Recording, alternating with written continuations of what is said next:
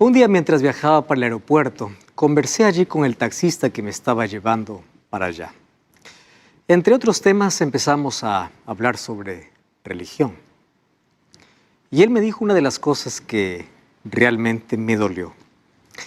Me dice, sabes, yo no creo ni en Dios, ni en religión, ni en Biblia. Religión es política. Parece que cada iglesia que se abre intenta buscar más adeptos porque quieren enriquecerse. Hoy la religión es un negocio. ¿Cómo es que algo tan lindo se convirtió en algo tan desagradable para muchos? Es que muchas de esas personas tienen razón.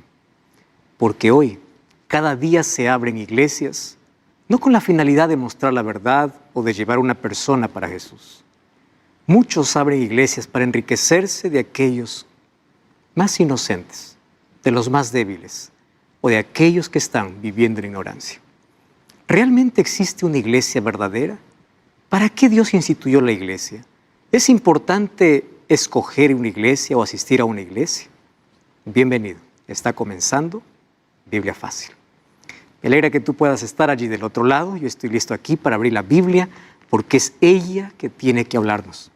Yo te invito para que puedas tomar lápiz y papel, puedas tomar la palabra de Dios y la dulzura de la palabra hoy pueda llegar hasta nuestro corazón. Puede esclarecer nuestras dudas y podamos elegir correctamente.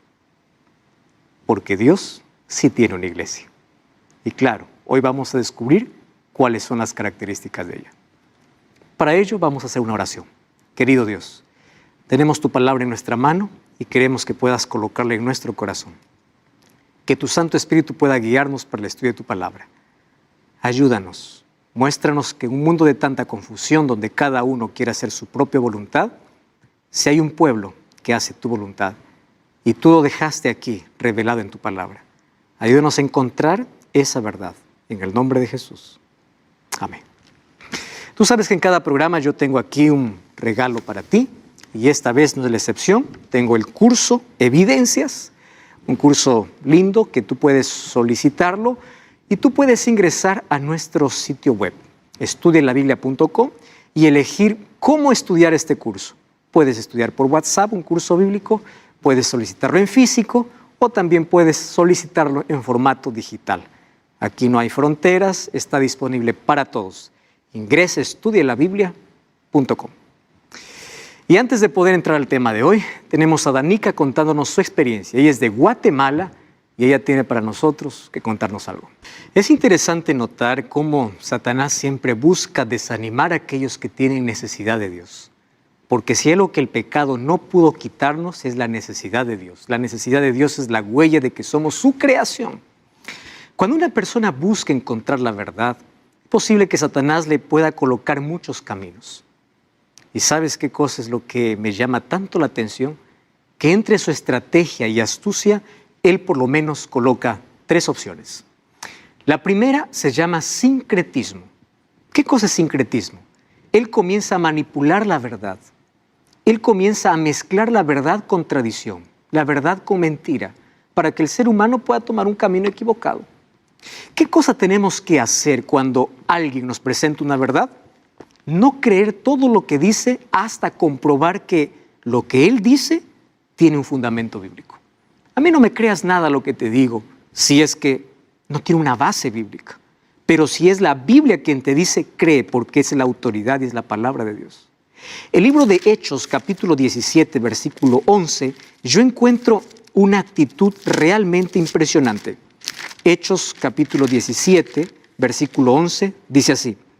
Estos eran más nobles que los que estaban en Tesalónica, pues recibieron la palabra con toda solicitud, escudriñando cada día las Escrituras para ver si estas cosas eran así. Los bereanos escucharon al apóstol Pablo. Cualquiera puede decir, yo escucho a Pablo y le creo todo lo que digo. Sin embargo, los bereanos no. Ellos iban a las Escrituras para ver si todo lo que decía era realmente así. Esa es nuestra actitud. Así nos libramos de poder seguir un camino donde está mezclado entre la verdad y el error. El segundo camino es el relativismo. ¿Qué significa relativismo? La persona dice, cada uno tiene su propia verdad. Así que no me vengas a mí que tú tienes la verdad, yo tengo mi verdad, tú tienes tu verdad, cada uno tiene su propia verdad y cada uno debe vivir de acuerdo a su verdad. Ese es un camino diabólico. ¿Por qué razón? Porque la Biblia dice que sí existe la verdad absoluta. En medio de un mundo donde el relativismo parece la palabra más cómoda para todos, la Biblia dice en San Juan capítulo 17, versículo 17, santifícalos en tu verdad, tu palabra es verdad. Y Jesús mismo dijo en Juan 14, 6, yo soy el camino, yo soy la verdad y yo soy la vida. Quiere decir que en un mundo donde dice que el relativismo es esencial, la Biblia dice que sí hay una verdad pura y debemos encontrarla. Un tercer camino es que Satanás te coloca una verdad incompleta. Hay personas que dicen, pues yo aprendí, pero eso no me enseñaron, yo lo aprendí en otro lugar. ¿Por qué? Porque en mi iglesia solamente predican de dar dinero, evangelios de la prosperidad, solo se hace shows de fe, solo se hace esto y lo otro. No enseñan la verdad completa. ¿Por qué? Muchos porque tienen miedo a perder a sus feligreses. Hay pocas iglesias que hablan sobre el juicio, hay pocas iglesias que hablan sobre las plagas, hay pocas iglesias que hablan sobre el juicio investigador, hay pocas iglesias que hablan sobre la ley. ¿Por qué? ¿Acaso eso no está expresado en la palabra de Dios? Verdad incompleta. Es un camino de Satanás. Es el camino de la ignorancia. Es el camino del autoengaño, donde tú crees que estás adorando a Dios, pero no tienes toda la verdad. Pero si tú eres sincero de verdad, de corazón, Dios permite que por cualquier medio tú puedas conocer toda la verdad. Porque es el Espíritu Santo quien nos conduce a esa verdad. La Biblia dice en 2 Timoteo capítulo 3, versículo 15, toda escritura es inspirada por Dios. Entonces no hay que desechar, hay que leer toda, hay que investigar toda, hay que explicar toda, no la mitad. Entonces Jesús comparó nuestras creencias con dos actitudes. En el libro de Mateo capítulo 7 dice, aquel que oye mis palabras y las hace, yo lo compararé a un hombre prudente que edificó su casa sobre la roca. Edificar la casa sobre la roca significa edificar la casa, la vida sobre una base sólida. Y la base sólida es la palabra de Dios, es Cristo. Pero aquel que no obedece la palabra de Dios es aquel que está edificando sobre la arena. ¿Por qué se edifica sobre la arena? Está edificado sobre lo que dice el pastor, sobre lo que dice la iglesia, sobre lo que dice la tradición, sobre lo que mis padres dijeron. Hay algunos que yo les pregunto, ¿y por qué tú estás en esta iglesia? Ah, bueno, porque es la tradición familiar. ¿Es eso realmente lo que te va a llevar a un encuentro con Cristo? Claro que no. Tú tienes que hacer una elección concienzuda. Adoración va más allá de una elección de los padres. Es una elección personal. Muy bien, entonces la pregunta es, ¿dónde está construida tu fe? ¿En la arena o en la roca?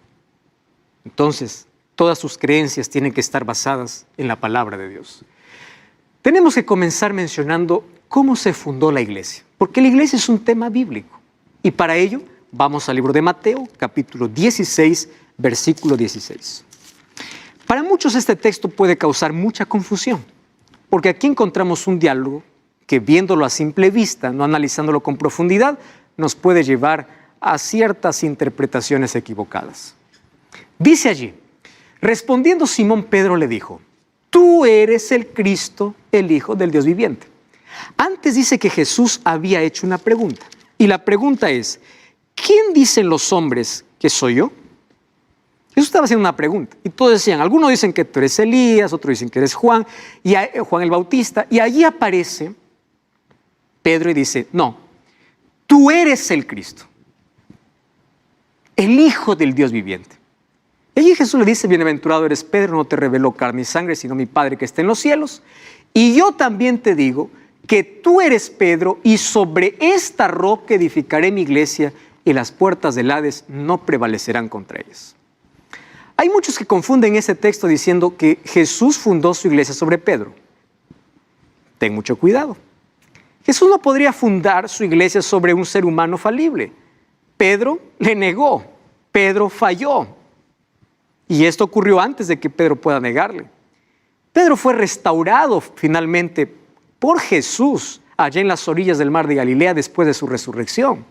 Pero él falló a Jesús. ¿Cómo podría él fundar su iglesia sobre alguien que minutos antes o minutos después, mira lo que allí le dice Pedro, Primero le dice, a ti no te reveló carne ni sangre. Después, cuando él le dice que va a ir para Jerusalén, pero le dice, por favor, no lo hagas. Y allí Jesús le dice, apártate, Satanás. El versículo 23 del capítulo 16. Entonces Pedro, tomándole aparte, comenzó a reconvenirle diciendo, Señor, ten compasión de ti, que esto no te acontezca. Pero Jesús, volviéndose, dijo a Pedro, quítate delante de mí, Satanás. ¿Cómo es posible que Jesús iba a fundar su iglesia sobre un ser falible? Eso es imposible. Entonces vamos a entender bien este texto. El texto no dice, sobre ti fundaré mi iglesia, le dice, sobre esta roca. Para eso tenemos que ir al idioma original. En el griego, la palabra Pedro significa Petros, que significa piedra pequeña. Y la palabra piedra es la palabra Petra, que significa roca grande. Entonces, ¿qué cosa es lo que hace Jesús? Escucha este diálogo. Simón le dice, tú eres el Cristo. Es decir, tú eres la piedra angular. Tú eres la roca. Tú eres el fundamento. Tú eres el Cristo. Y Jesús le dice, como Pedro le había dicho, tú eres el Cristo, Jesús le dice, tú eres piedrita, tú eres Pedro, tú eres Petros, tú eres una pequeña piedrita. Pero sobre esta roca, ya no se estaba refiriendo a Pedro, se estaba refiriendo a él mismo, Jesús. Sobre esta roca edificaré mi iglesia. Si quieres más claridad sobre ese texto, dice, y las puertas del Hades no prevalecerán contra ella. ¿Contra quién no prevaleció la muerte? ¿Contra Pedro o contra Jesús? Cuando vas a Apocalipsis 1, dice Jesús, yo tengo las llaves, yo tengo la autoridad sobre el Hades y sobre la muerte. Entonces, no es sobre Pedro quien edificó la iglesia. Jesús edificó sobre esa roca que era él mismo. Él era la roca. Además, quiero que preste atención. Si Pedro hubiese sido instituido como el hombre más importante, en la iglesia apostólica no se hubiese elegido a Jacobo como el primer presidente, hubiese sido Pedro. ¿Te das cuenta que los discípulos ni siquiera comprendieron bien lo que Jesús estaba diciendo? ¿De dónde salió la idea entonces de que Jesús le dio allí a Pedro toda la autoridad? Pastor, ¿pero qué significa que le dio las llaves? Llaves en la Biblia significa autoridad.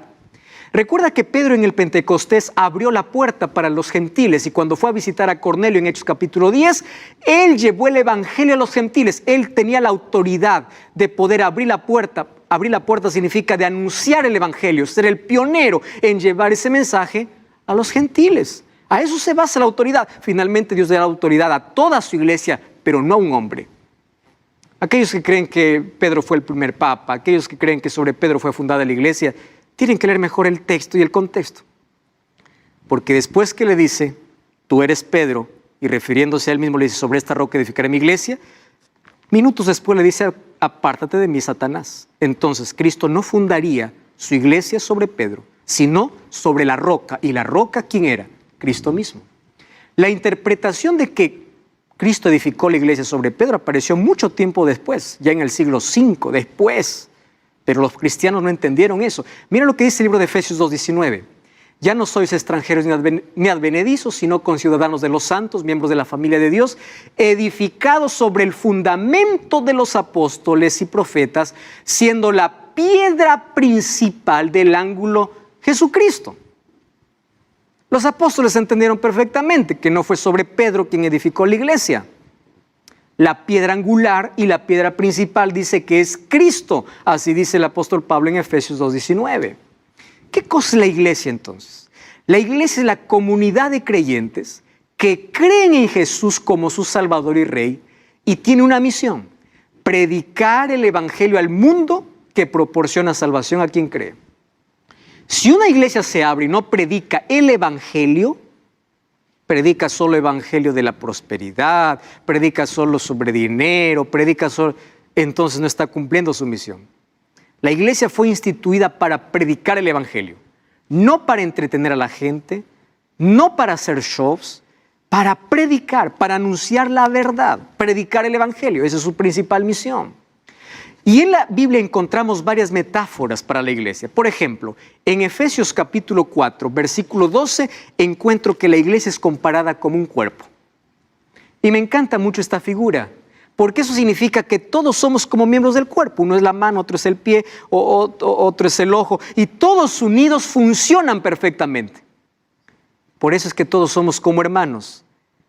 Todos lo necesitamos y todos nos ayudamos y todos cumplimos la misión, porque la iglesia es comparada como un cuerpo donde la cabeza de la iglesia es Cristo, dice Efesios capítulo 5, versículo 23. Esa es la primera metáfora sobre la iglesia. La segunda metáfora es que nosotros somos el templo de Dios. Nosotros somos la iglesia de Dios. La iglesia de Dios no se basa en paredes, no es estructura, es la persona. Eres tú cuando crees a Jesús. El libro de Efesios capítulo, o 1 Corintios capítulo 3, versículo 9 dice: ¿no sabéis o ignoráis que vuestro cuerpo es el templo del Espíritu Santo? Es decir, tú y yo somos la iglesia. Formamos parte de la iglesia de Dios, porque nosotros somos el templo de Dios. Pero me encanta también esta ilustración o esta metáfora de que la iglesia es como una novia pura. El libro de 2 de Corintios, capítulo 11, versículo 2, me llama la atención. Dice así: porque os celo con celo de Dios, pues os he desposado como un solo esposo para presentarnos como una virgen pura a Cristo. La iglesia es comparada como una novia. ¿Por qué como una novia? Porque conserva la pureza de doctrina y porque se prepara para el gran encuentro con el esposo, que es Cristo. Y esa preparación demanda hoy de una dependencia completa de Dios. La iglesia también es comparada con otras imágenes. 1 Timoteo 3:15 dice que la iglesia es comparada como baluarte de la verdad porque sostiene la verdad, proclama la verdad, predica la verdad. Está basada sobre la verdad. El libro de Efesios capítulo 6, versículo 10, la iglesia es comparada como un ejército. ¿Y por qué como un ejército? Porque todos los que conforman la iglesia dice que están vestidos. ¿Vestidos de qué? La coraza de justicia, el yelmo de salvación, la espada que es la palabra de Dios, los zapatos que son el evangelio. ¿Y por qué estamos vestidos así como un militar? Porque estamos en un conflicto, estamos en una guerra espiritual, donde luchamos contra principados y potestades, dice el apóstol Pablo en el libro de Efesios capítulo 6, versículo 10 en adelante. Entonces somos como un ejército. También la iglesia es comparada como una familia. Y es por eso que nos llamamos hermanos. Si tú crees en Dios, tienes la fe, la esperanza, eres mi hermano. ¿Por qué razón? Jesús en Mateo capítulo 6, versículo 9, dice: cuando ustedes oren, oren así: Padre nuestro que estás en los cielos. Jesús nos enseñó a llamarle Padre para aprender a llamar hermanos a las personas que también creen en ese Padre. Ahora entiendes por qué ese término hermano no es un término despectivo, es un término de honor. Tú eres mi hermano porque tenemos el mismo Padre. Y aquí no nos une la sangre, nos une la fe, la esperanza. Nos une un creador. ¡Wow! Impresionante. Por eso es que la iglesia también es considerada como una familia. Hay otras metáforas también. Por ejemplo, la iglesia es considerada como un hospital, porque cuando vas a la iglesia vas a encontrar que todos tienen defectos. Tú no vas a encontrar una iglesia con miembros perfectos. Tú tienes que buscar una iglesia que tenga la verdad perfecta, no miembros perfectos. Porque sus líderes son imperfectos, pastores son imperfectos, líderes son imperfectos, los miembros son imperfectos. Entonces no te decepciones cuando vayas a una iglesia y veas gente imperfecta, porque hasta tú eres imperfecto. No mire los errores de los que van a la iglesia. Mira una iglesia que proclame una verdad perfecta. La iglesia no se debe comprar por los miembros que tiene, sino por la verdad que proclama. ¿Qué tipo de verdad está proclamando? Entonces tú no puedes decir: yo no voy a esa iglesia por fulano de tal, por el otro. No, seres humanos no tiene nada que ver. Tú tienes que decir: yo voy a esta iglesia porque dice esto, cree en esto, predica esto. Y su base está ¿dónde? En la palabra de Dios. Esa es la elección correcta. Porque la iglesia es comparada como un hospital, donde todos tienen algún tipo de enfermedad y todos estamos esperando que Cristo restaure nuestro carácter, nos restaure para siempre. Esa es la misión de la iglesia. Encontrar la sanidad, la curación. También la iglesia es comparada como una escuela, porque es allí donde nos capacitamos, donde aprendemos. Y vaya, que en la iglesia muchos hemos aprendido a desarrollar talentos, habilidades, y en la iglesia cuánto ha aportado para nuestra vida. Si tú eres creyente, sabes de lo que te estoy hablando. cómo esto ayuda. Y la iglesia es como una escuela que capacita, pero sobre todo que enseña valores, principios establecidos en la palabra de Dios. Entonces, me encanta, resumiendo esta primera parte, lo que es la iglesia. En Hechos de los Apóstoles, página 9, dice así: es el medio señalado por Dios para la salvación de los hombres y fue organizada para servir, y su misión es de anunciar el evangelio al mundo. ¿Para qué fue organizada la iglesia? Para servir. Entonces tú puedes decir, pastor, ¿es necesario que yo vaya a la iglesia? Yo puedo ser solamente un cristiano desde mi casa, sin pertenecer a una iglesia. Mira lo que dice el libro de Hechos, capítulo 2, versículo 47. Hechos, capítulo 2, versículo 47. Y alabando y teniendo favor con todo el pueblo, el Señor añadía cada día a la iglesia los que habían de ser salvos. Cuando dice cada día la iglesia, estaba añadiendo a la comunidad de creyentes. Entonces es necesario estar unidos. ¿Por qué? Porque juntos tenemos que cumplir la misión. La iglesia fue organizada para servir y poder predicar el evangelio. Entonces tenemos que asistir, tenemos que congregar, tenemos que participar, tenemos que estar dentro de una iglesia. La pregunta es, ¿qué iglesia? Entonces yo aquí te voy a presentar un concepto realmente interesante. Mira, Dios tiene una iglesia visible aquí en la tierra para poder proclamar la verdad según la Biblia. ¿Me estás entendiendo? Es una iglesia visible. Quiere decir, una iglesia con estructura. Eso no significa que todos los que están en esa iglesia se van a salvar. No, no, no. Quiere decir que esa iglesia tiene una verdad pura para proclamar. Pero esta es una iglesia que proclama según la Biblia, sin tradiciones humanas, pero Dios también tiene un pueblo invisible. ¿Qué significa un pueblo invisible? Un pueblo invisible que vive la verdad y está compuesta por miembros de la iglesia visible, más también miembros de otras iglesias que no pertenecen a la iglesia visible, pero que son honestos con la verdad que ellos creen. O sea, ellos viven la verdad que conocen. ¿Y sabes qué cosa hará Dios con esas personas? Un día los sacará porque finalmente habrá un solo pueblo. Cuando Jesús venga no habrán 34,000 iglesias. Cuando Jesús venga habrán solo 2 grupos. Entonces, por hoy hay una iglesia visible, una iglesia invisible. Una iglesia visible que proclama la verdad pura, donde hay muchos miembros allí, pero no todos viven la verdad que proclaman. Por eso es que hay un pueblo invisible que está compuesto por un grupo de aquellos que viven la verdad dentro de esa iglesia visible, como de la iglesia invisible, que es decir, que están esparcidos en todo el mundo, en otras religiones, en otras culturas, pero hay gente sincera que un día conocerán toda la verdad y esa gente sincera vendrá a formar parte del pueblo visible. ¡Wow! Entonces ahí viene la pregunta, pastor, ¿y cuál es la iglesia visible? Porque yo quiero conocer. Y allí nosotros nos encontramos con un problema serio. ¿Por qué razón? Porque cada día se abre una nueva iglesia en el mundo. Cada día por allí una iglesia se abre brindando para todo gusto. Esta es una iglesia para los liberales, esta es para contemporáneos, esta es para conservadores, esta es para los que usan esta ropa, esta es para los que no les gusta esto. Por ahí se ve una iglesia diciendo, por aquí es más derecho para llegar al cielo, por aquí tú eres libre haciendo lo que quieres, finalmente solamente ama a Dios a tu gusto. Por ahí se abre una iglesia diciendo, aquí no necesitas cambiar, aquí solamente lo suficiente es servir a Dios. Más de 34,000 denominaciones cristianas se abren en el mundo.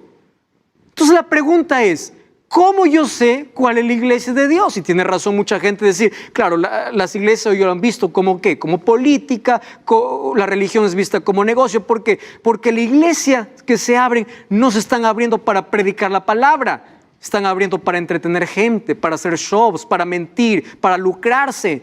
La pregunta es, ¿cómo yo puedo descubrir el pueblo de Dios, la iglesia verdadera, en un mundo de tanta confusión? Por ahí alguien me dijo, pastor, finalmente todos usan Biblia, todos cantan, todos adoran a Dios. Y por ahí uno dice, no, por ese camino es más difícil, por aquí está más fácil. Entonces, ¿realmente es así como nosotros vamos a salvar? Si la iglesia es importante y es fundada por Dios, fue Cristo quien la instituyó, la pregunta es, ¿cuál? ¿Cuál? Muy bien, esa es una pregunta que tenemos que ahora mismo resolver. ¿Por qué? Porque es probable que tú te sientas como un hombre en un laberinto. tantos caminos sin saber cuál tomar. Todas diciéndote,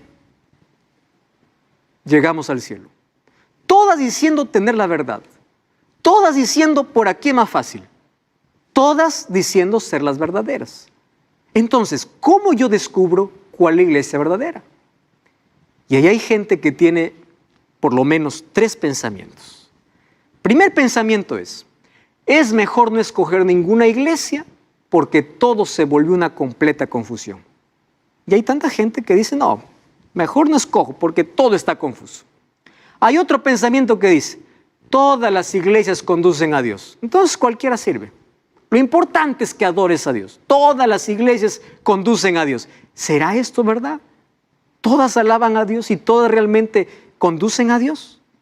Y hay un tercer grupo que dice, no, yo buscaré una iglesia que tenga su base en la Biblia. Yo te pregunto, ¿cuál de estas 3 ideas tú tienes? ¿Es aquel que dice, no me hables de iglesia porque todas están confusas? ¿Es aquel que dice, bueno, lo importante es que adores a Dios? ¿O eres de aquel que quiere realmente encontrar la verdad? Si realmente quieres encontrar la verdad, entonces vamos a abrir la Biblia y encontrar, porque aquí hay características de la verdadera iglesia. Vamos a una breve pausa, no cambies el canal, estamos de regreso. Esto es Biblia Fácil. Estamos de regreso, esto es Biblia Fácil. Me alegra que juntos podamos estar aquí comprendiendo la palabra de Dios. Hoy estamos hablando acerca de iglesia. No es un tema simple, ya que cada uno tiene una creencia diferente. Todas las iglesias dicen tener la verdad. Y nosotros ya vimos, antes de ir a la pausa, que hay por lo menos 3 ideas. La primera es no elijo ninguna iglesia porque todo es una confusión. La segunda es no importa qué iglesia, lo importante es adorar a Dios. La tercera actitud es voy a buscar una iglesia que tenga su fundamento bíblico. Y realmente esa es la actitud correcta. Eso es lo que tenemos que hacer. Vamos a responder la pregunta. ¿Todas las iglesias realmente adoran a Dios? ¿Todas las iglesias se van a salvar? Aquellas personas que dicen, no importa la iglesia, lo importante es adorar, ¿están correctas? Mira lo que dice Mateo capítulo 7, versículo 21. No todo el que me dice Señor, Señor entrará en el reino de los cielos. ¿Tú estás entendiendo lo que Jesús está diciendo? No es suficiente decir Señor, Señor, sino dice el que hace la voluntad de mi Padre que está en los cielos. Y aquí pone ejemplo.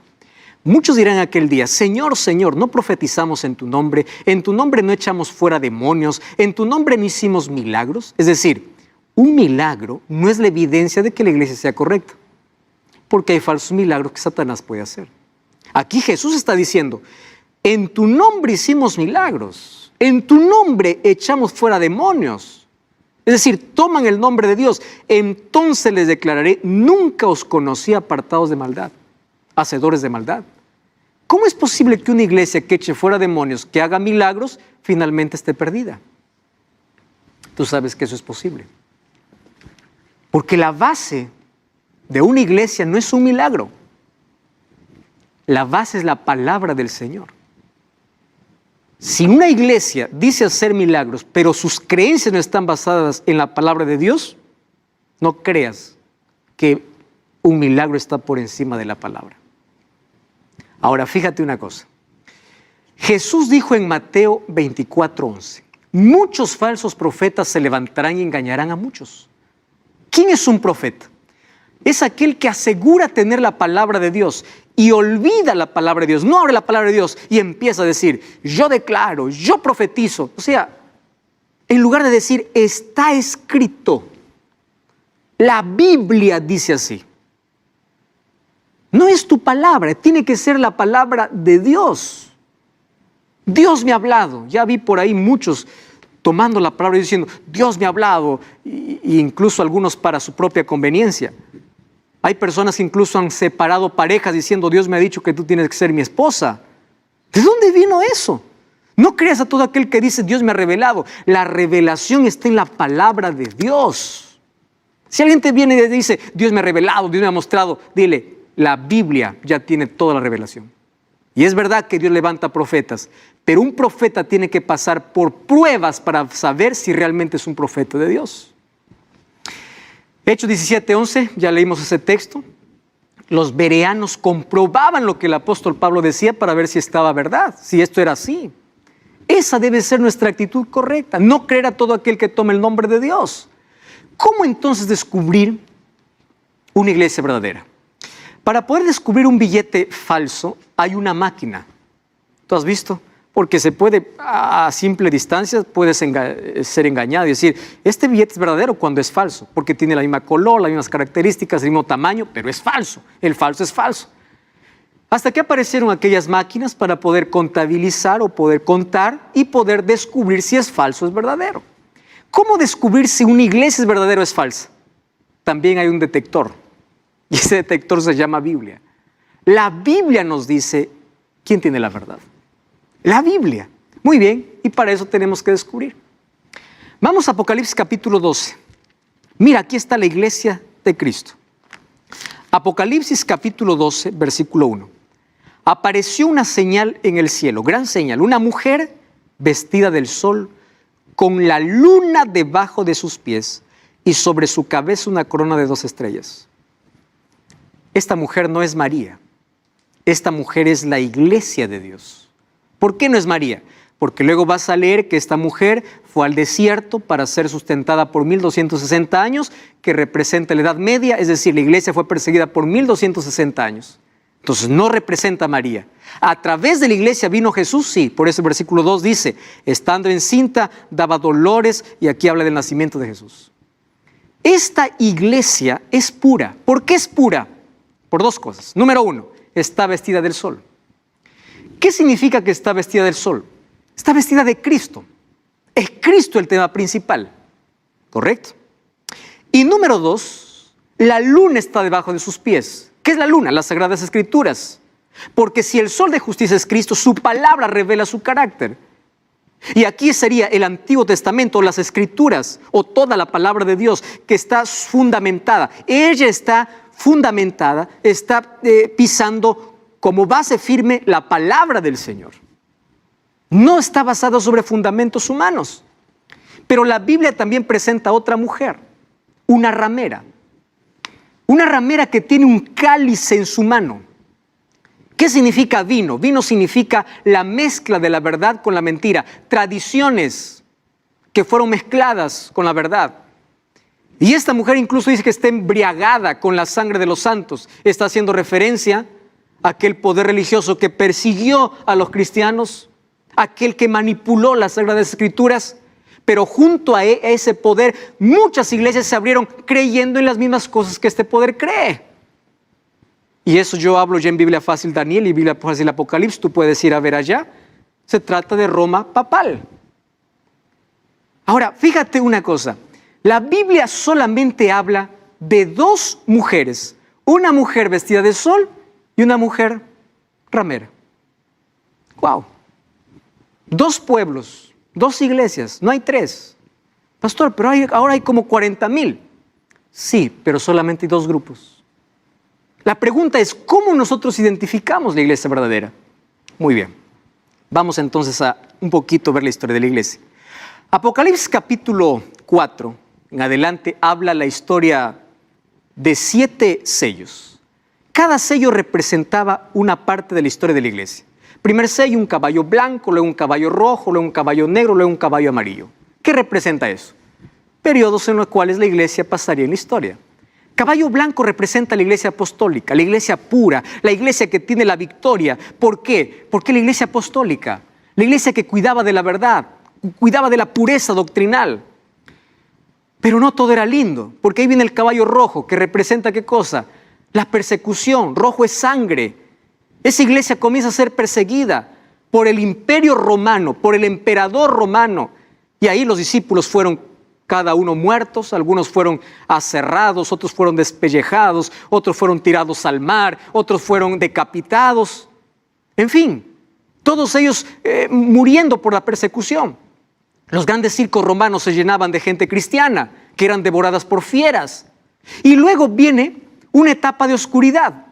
Porque allí aparece Constantino por el año 303 para poder dar alivio a los cristianos, incluso convirtiéndose al cristianismo de una manera falsa, porque él trajo todo su paganismo y manchó la pureza de la verdad. Y la iglesia que fundó Cristo, aquella iglesia apostólica, aquella iglesia que mantenía la verdad, ahora se contaminó, y vas a ver cómo el paganismo ahora entró dentro del cristianismo. ¿Y qué sucede en el año 538? El obispo de Roma tiene el poder, y a partir de ese año comienzan 1260 años de persecución, y la Biblia fue encadenada. Allí aparecieron tradiciones humanas. Entonces, aquella iglesia pura se contaminó. Pero Dios siempre tiene un pueblo que sigue manteniendo la verdad. 1260 años la iglesia fue condenada. La Biblia fue encadenada. Ahí aparece en 1517 Martín Lutero, yendo en contra de las indulgencias, porque se llegó al punto de vender el perdón. Esas eran las indulgencias. Y ahí él empieza a abrir la Biblia y dice, no, somos justificados por la fe. ¿Por qué estamos haciendo lo que hacemos? Pero en esa época de oscuridad y de terror y de persecución, donde la iglesia negoció su fe, se contaminó, Dios tenía un pueblo separado que estaba allá por las montañas, allá siendo perseguido, que seguía siendo fiel a la palabra de Dios. Pero más, ¿sabes qué cosa apareció en ese tiempo? Mira, 313 apareció el edicto de Milán para terminar la persecución contra los cristianos. Satanás, como vio que no podía destruir a todos los cristianos, dijo, voy a mezclar la verdad para que cada uno se confunda y nadie pueda encontrar a Cristo, porque es la estrategia del diablo ahora. De ahí en el año 321, ¿qué cosa se dio? El decreto para adorar el día domingo. ¿Quién lo dio? Constantino. Una tradición que no está en la Biblia. En el año 364, en el concilio de la Odisea, se aprobó oficialmente en el concilio de esa iglesia que se guarda el domingo. ¿Aprobado por la Biblia? No, la tradición fue puesta por encima de la Biblia. La iglesia se contaminó. En el año 370 comienza el culto a los santos. En el año 400 la oración por los muertos. En el año 530 el dogma del purgatorio para poder someter a todos por miedo. La doctrina del infierno, del purgatorio. ¿De dónde sale? ¿De la Biblia? No. Aparece en esa etapa de oscuridad. ¿Y ahora qué cosa es lo que sucede? Año 998 se instituye el Día de los Muertos, se instituye la Santa Inquisición, donde se perseguía a los cristianos, aquellos que eran declarados herejes por no obedecer la voz de Roma y la voz del Papa. En el año 1190 se empieza a vender indulgencias. 1216 se instituye la confesión auricular, que tú tienes que confesar tus pecados a un sacerdote. Eso no está en la Biblia. 1216 se instituye. 1229 se prohíbe la lectura de la Biblia. 1563 en el Concilio de Trento es colocada la tradición por encima de la palabra de Dios. ¿Ahora me entiendes que aquella iglesia pura se contaminó? Aquella iglesia apostólica que fue creada por el mismo Jesús a través del tiempo, ya la profecía decía que el caballo negro se vendría una oscuridad. ¿Por qué oscuridad? Porque se mezclaría la verdad con la mentira. Y esto es una obra diabólica. Sin embargo, Dios siempre tiene un pueblo. Y después de esa persecución de 1260 días, como dice la Biblia, 1260 años, que acabó en el año 1798, cuando el Papa Pío VI fue encarcelado en la Capilla Sixtina, mientras estaba celebrando su coronación, el general Berthier, por orden de Napoleón Bonaparte, acaba con todos sus derechos, acaba la persecución. Y es allí que después de 1798, Dios tiene que colocar en el escenario una vez más un pueblo, una iglesia, porque la iglesia estaba invisible, porque estaba perseguida, y Dios tenía que traer ese pueblo, ¿para qué? Para proclamar la verdad. Pero allí aparecen muchas iglesias, y ahí Satanás cambia de estrategia y dice, bueno, entonces, como el ser humano quiere adorar, voy a colocar miles de iglesias, todas diciendo tener la verdad. ¿Cómo entonces descubrir qué es la verdad? Preguntas que hay que hacerse. Número 1, ¿está adorando a Dios como Él pide? Número 2, ¿está haciendo la voluntad de Dios o la voluntad humana? Entonces empieza, ¿en qué cree la iglesia que yo voy? ¿Qué cosa es lo que mi iglesia enseña sobre ciertos asuntos? ¿Eso está basado en la palabra de Dios? Estoy haciendo la voluntad de Dios, porque Jesús dice, no todo el que me dice Señor, Señor entrará en el reino de los cielos. Entonces no todo el que dice que adora a Dios va a entrar al reino de los cielos. Los milagros no son la evidencia de la iglesia verdadera. Eso ya vimos, porque dice, muchos dirán, en tu nombre hicimos milagros, pero Dios les dirá, no los conozco. Decir yo creo en Dios no significa que tiene la verdad. Santiago 2:19 dice, el diablo también cree. ¿Qué te parece? Y no me digas que él se va a salvar. Él está perdido. Entonces, no todo aquel que dice creo está en el camino correcto de salvación. Ahora, vamos entonces a la Biblia. ¿Acaso no todas las iglesias tienen la Biblia? Si todas adoran a Dios, sí, es verdad, pero no todas obedecen lo que está escrito en la Biblia. Hay argumentos que están por encima de lo que está escrito. Y hay algunos que cuando empiezan a justificar una nueva idea, nace una nueva iglesia. Y hay muchas iglesias que nacen solamente porque se dividen y bueno, se peleó un líder con otro, nació otra iglesia. Hay otros que quieren justificar su pensamiento, dicen, sí, la Biblia dice así, pero ¿qué cosa le contenta a la gente? Pero la tradición dice así, pero el líder dice así, pero fulano de tal dice así. Y olvidan, desprecian la palabra de Dios. ¿Y qué cosa hace? Se levanta una nueva iglesia. Esa es la razón, por eso yo te invito a revisar tus creencias si tienen una base bíblica.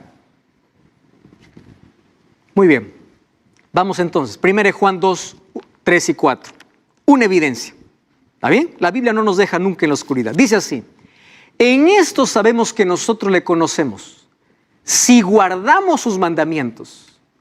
El que dice yo le conozco y no guarda sus mandamientos, el tal es mentiroso y la verdad no está en él. Eso dice la Biblia, no estoy diciendo yo, no es un invento humano. Una característica que es, guarda los mandamientos. Aquí ya hablamos acerca de la ley de Dios. Si es la primera vez que estás viendo este programa, busque el programa que hablamos en esta temporada sobre la ley de Dios. Los mandamientos de Dios continúan vigentes. Entonces, ¿tu iglesia predica de los mandamientos de Dios? Pastor, pero los mandamientos de Dios no salva. Quien salva es Cristo. Es verdad.